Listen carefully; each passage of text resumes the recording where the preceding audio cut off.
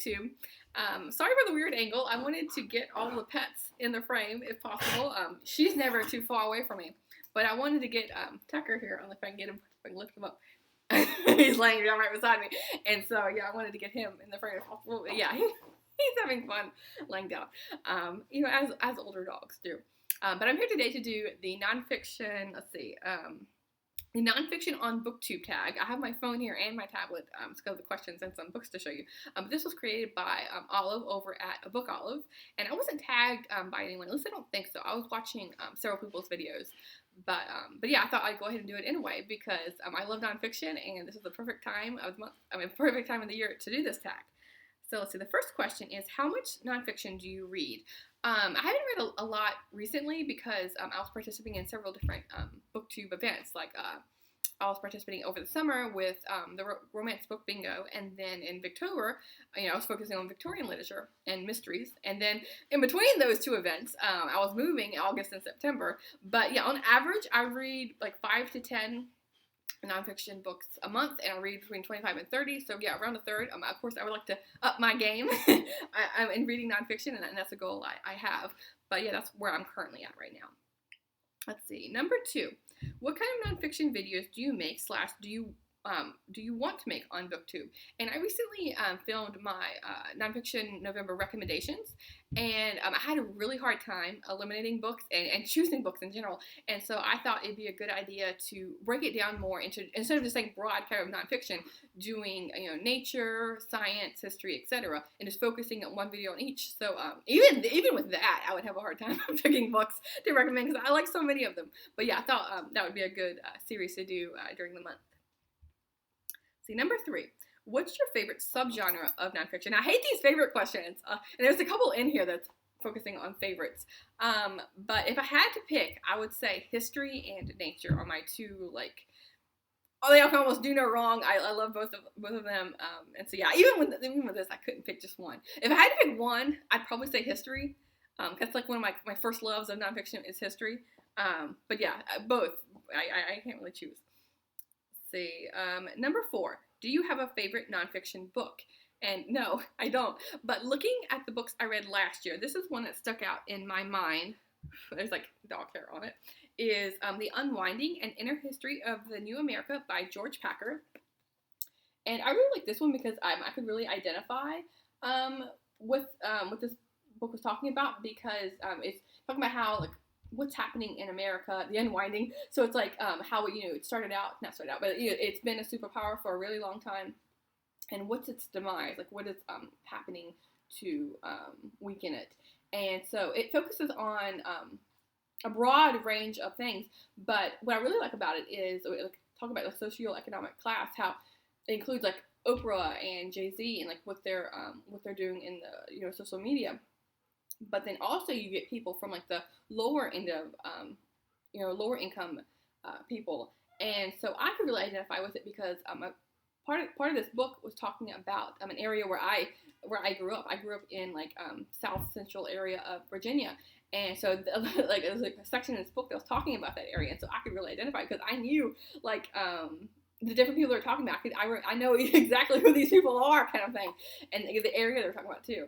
So yeah, I really enjoy reading this one, although it's not that happy of a book, but it's very informative and entertaining as well, because you kind of get to know more about kind of a mini biography or mini behind the scenes of Oprah and Jay-Z and different celebrities as well.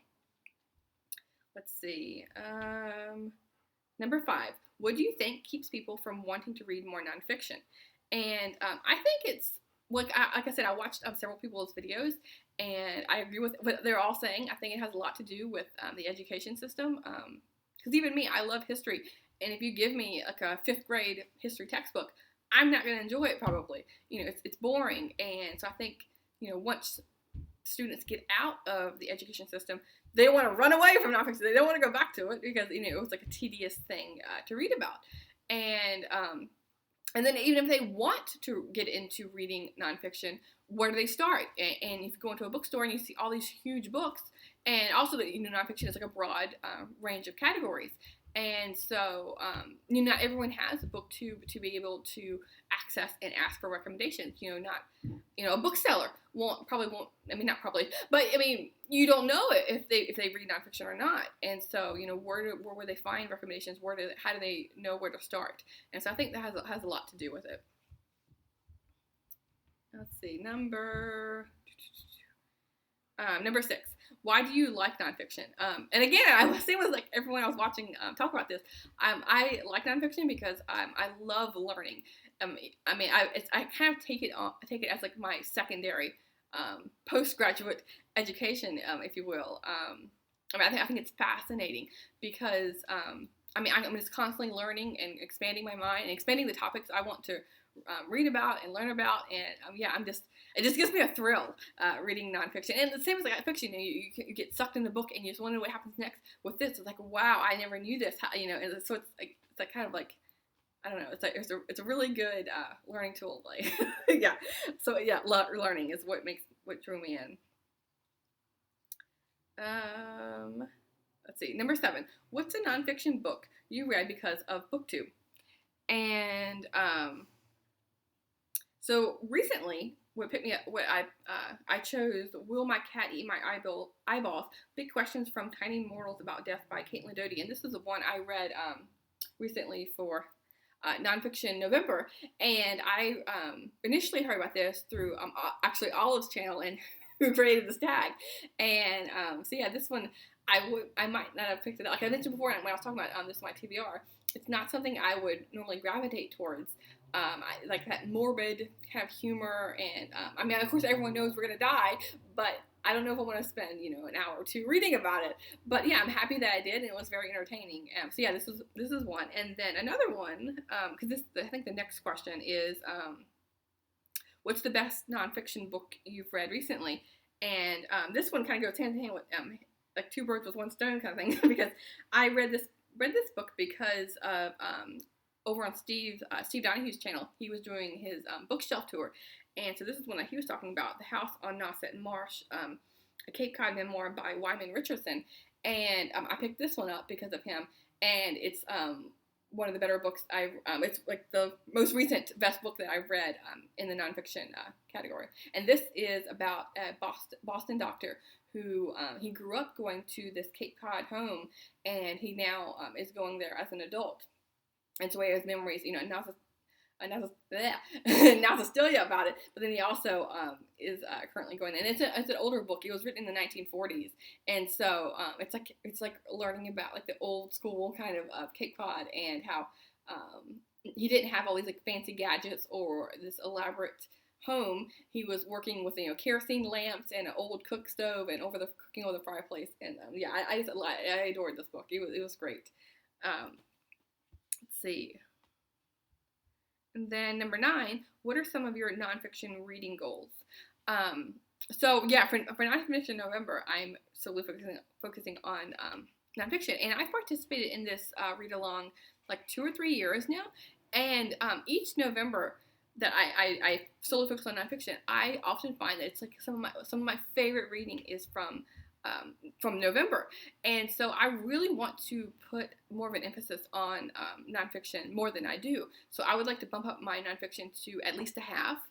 I think that would be a good balance, because I feel like I do like them equally, fiction and nonfiction. So I would like to going forward read half and half. Would be great.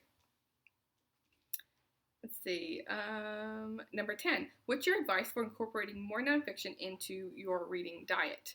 And I would say find if you currently enjoy like historical fiction, try history, or if you like mysteries, try like true crime. Just like try to branch maybe that way. It's something you currently like with fiction, to find like a nonfiction compatible book, or I would say like it was something you're interested in. Like I think a lot of people have said that as well. Like if it's something with you, the area you're living in, or a time period, or a place, or a person. I'm sure there's something that catches your interest. If you like hiking, try reading a nature book, or try reading a book about hiking or traveling. So yeah, I think there's some book out there in the nonfiction genre that would suit you. So I think, it's not completely off limits to everyone. I mean, anyone can read nonfiction and not just read it, but enjoy it. And then the last prompt is bonus. Give some recommendations of nonfiction booktube channels that you love. And what I'm gonna do is like comb through my subscriptions, and I will list them in the description below. So I can like find some that I know a lot of people have recommended, like some similar people like Steve Donahue, a book all of David Murphy. I've seen those three quite a bit, but I'm gonna look and see what other booktubers out there that I can mention and share the nonfiction book love. Thanks. I'll see you soon, Booktube.